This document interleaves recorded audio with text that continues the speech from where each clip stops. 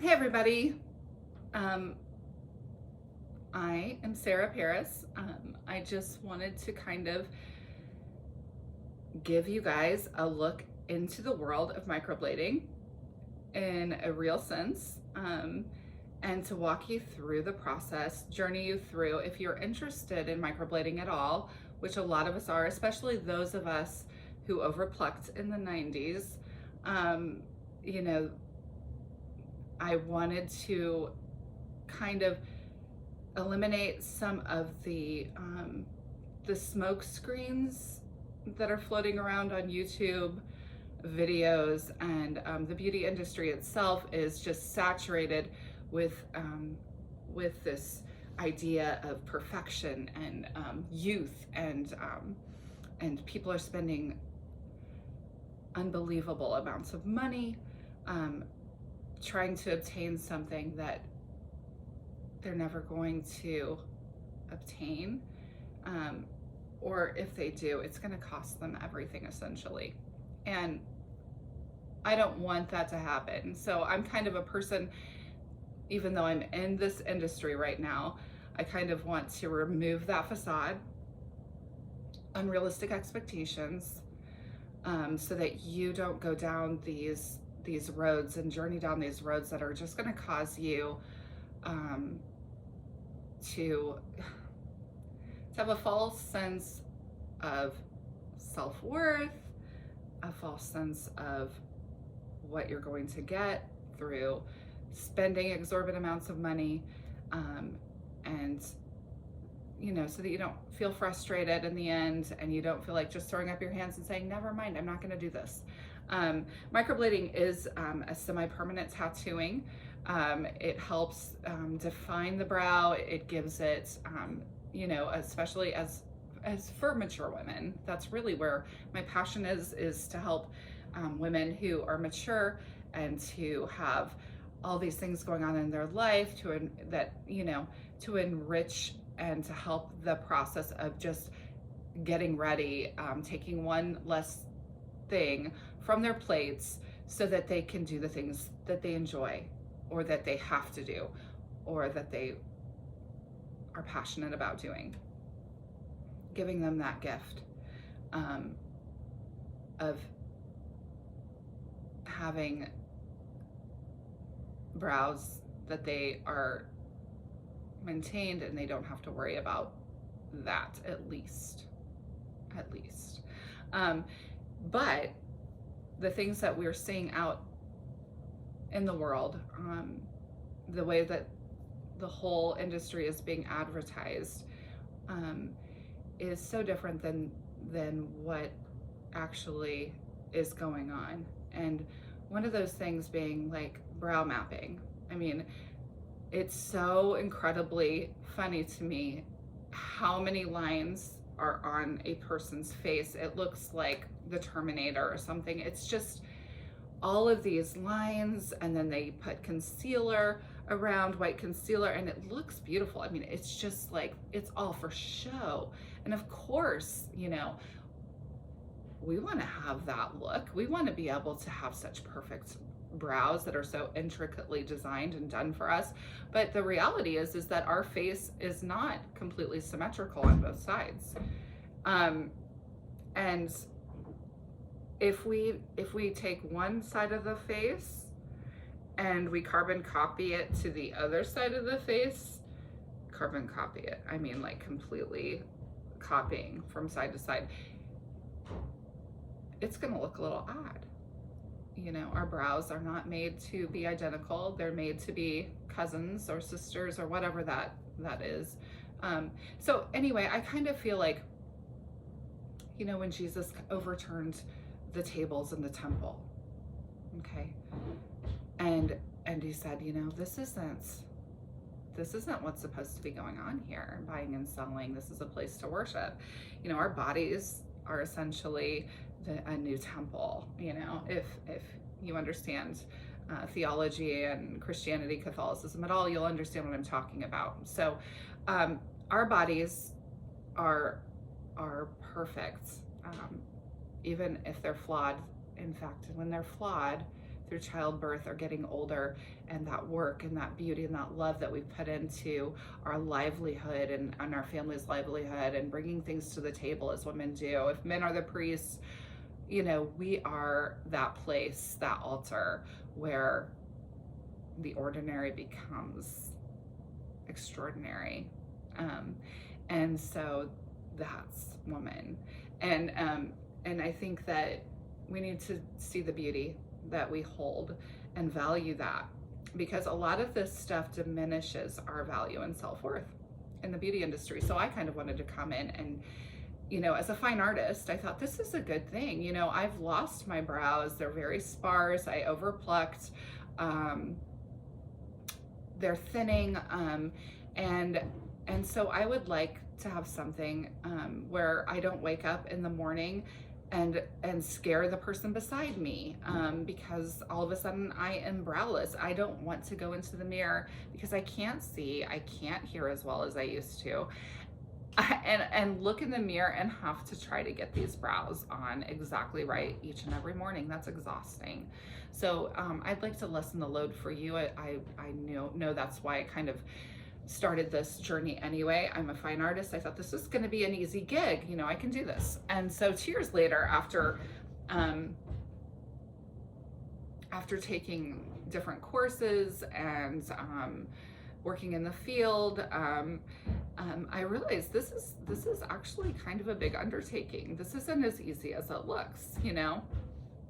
And for one thing, you know, you have a 3-part stretch over the brow after you brow map. Brow mapping is essential. And I know I made fun of it at the beginning, but you know, when you follow the natural brow bone of someone, and you set up your lines according to their face and to their eyes and where they're placed, you're going to be okay. You know, sometimes over brow mapping can leave you with one brow here and one brow down here, and that's not what we want. So we want something that's practical. When we brow map, it's like anything else. It needs to be practically done, so that it looks good, and natural. How many videos have you watched of microblading, or pictures that you've seen where they're really, really over edited, where you know, they're 19, 20-year-old girls who probably already had perfect brows to begin with. And so you're thinking, I want that. And then when you don't get that as a mature woman, you're upset and disappointed. And that's kind of what I wanted to kind of take that veil off of what we see in the industry and give you the reality of what you're actually, you know, going to receive when you get the service done. So a couple things I want to talk about, just to hit on a few things. The first thing being that there's a misnomer about how many appointments you need. It's supposed to be 2 appointments. So you're supposed to go ahead and get your initial consultation and your appointment at the same time. And where they talk to you about aftercare, where they talk to you before, you know, who's a good candidate for this, skin types and all of that thing, sort of thing. And then, so you get the brows done initially, and then you go back for touch-ups on your second appointment, where they tweak things, they fill in where maybe something has faded, you haven't had the retention, or they define more. They sometimes they microblade, microshade at first, sometimes they combine both. So, you know, so anyway, but there's 2 appointments. But I have to tell you that the reality of that is that you need 3 or 4 appointments in the first year, especially.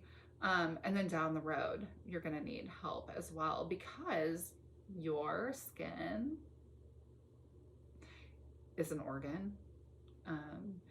It lives and breathes and moves. It moves through time, it moves through hormones, it moves through different body temperatures, it moves through exercise, it moves through sickness, and it fades, it falls. It's an organ, depending on your mood. You know, it changes all the time. And the beautiful thing about how we were created and how we were made is that um, our coloring affects the retention of the dyes that we put into microblading. So when you go ahead and you make your little etches, which are little scratches in the first dermal layer of your skin, and you feed that dye into it, it's going to retain the colors that you have. So for instance, I am an olive skin toned person. So this time of year, I'm green. I look like the Hulk. I tan well, but this time of year, I'm super green. So what am I going to retain then? That means I'm going to retain those greens, grays. I'm going to push out the reds, the orange, and the yellows. So those things, though, are essential for my color, for my brows to retain the correct color that I want. And so I need to go back in about 3 months' time for color correction, because by that time, the color is being pushed out. So color correction is really, really essential. And then again, at another 3 months, you're going to have to go in to receive more. You want more definition. As it starts to fade, you lose definition as well. And so by the end of the year, if you only go with those 2 appointments, that is what everybody is pushing right now, 2 appointments, and you're good, and they just send you on your way, you're going to have laid down all this money that you could have spent on a million other things that are essential, and you're going to feel really silly because you're going to be penciling in your eyebrows. So basically, what is left up here of the microblading that you just spent big bucks on only months prior is just going to be a palette, and it's going to cut down your time getting ready, because at least there's a palette for you to be able to fill in. But it's not giving you what you thought. It's not giving you what you expected. And you're probably going to throw up your hands and say, you know what, I'm not doing this anymore. I want something that that lasts. And so one of the things that you have to remember is that maintenance is key to microblading. It just is. We have to maintain that, and it's important that your microblading artist walks with you, journeys with you every step of the way. And when you have questions or concerns, when you need to come in for a little touch up, they need to be willing to do that, and not for a whole lot of money. They need to be able to do that for something that's very reasonable and within your budget, so that you can be successful at this. Because I'm in this because I really love women. I really enjoy talking to women, and even though it seems like this is the most shallow thing you could possibly do, is be in the beauty industry, we have solved the world's problems. We've solved all the wars and political problems, by just a couple appointments. I mean, I work women, just what they reveal and the connections that we have in this process is just absolutely beautiful, and I enjoy every moment. It's been so fun, and there's been so much depth in something that seems very shallow, actually, but it's not. And when you give women something that makes them feel beautiful, that makes them feel like younger, and adds more symmetry to their face, I'm telling you, it changes your perspective a little bit, even for those of us that are more,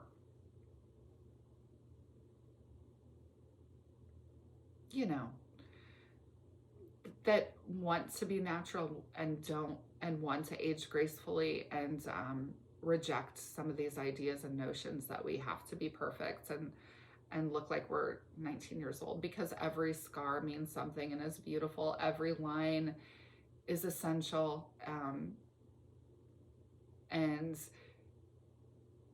so I think that it's okay to want to maintain some of our youth, but at the same time, it's really good to look at reality. And so um, that's what I'm kind of here for. And I want to bridge that gap for everyone out there that's listening. I want to be that voice in the desert crying out, like, this is the reality. It's a good service. The good thing about the service is that if you understand how it works and you understand the process involved and you understand what it takes, and take a really good look at it, you can be successful and you can have absolutely beautiful, stunning brows. And so when you're walking by, the hallway mirror with your laundry basket, you're not scaring yourself. My brows, that was kind of something that defined me in the 90s, as well as my gap and my lips, which have diminished considerably. But they kind of defined me. And I lost that, and it was kind of, that's sad. It's hard to lose those things, but it's been nice to have my brows again, and to not walk by the hallway mirror anymore and scare myself when I don't have my makeup on. And the other nice thing about microblading is that it does give you back time. And as women, we do so many things each day, and we're expected, and the expectations that we have on ourselves to perform and do so much, it just kind of lessens that load. So you can spend more time with your family and doing the things that you're passionate about with your friends. You can get to work on time, maybe even stop by your local coffee shop and get some coffee on the way. I mean, how wonderful is that? But anyway, I just wanted to go ahead and just kind of tell you a little bit about what I do, the services I provide, and the reality of the microblading world and industry. My boutique is the Benz Brow Boutique, and I'm in Fort Wayne, Indiana. I named the Benz because one of my favorite albums, I mean, I like OK Computer better, but it wouldn't have been as melodious, it wouldn't have fit as well. But anyway, I love the Benz. Radiohead, the 90s. I remember plucking my brows and listening to the Benz. So anyway, that's me, the Benz Brow Boutique. Look me up. I'm on Facebook. I'm on Instagram. I'm here now on YouTube, and hopefully I'll be around for a while. And if you'd like to chat with me or set up an appointment, that would be great. All right, take care. Thank you. Bye.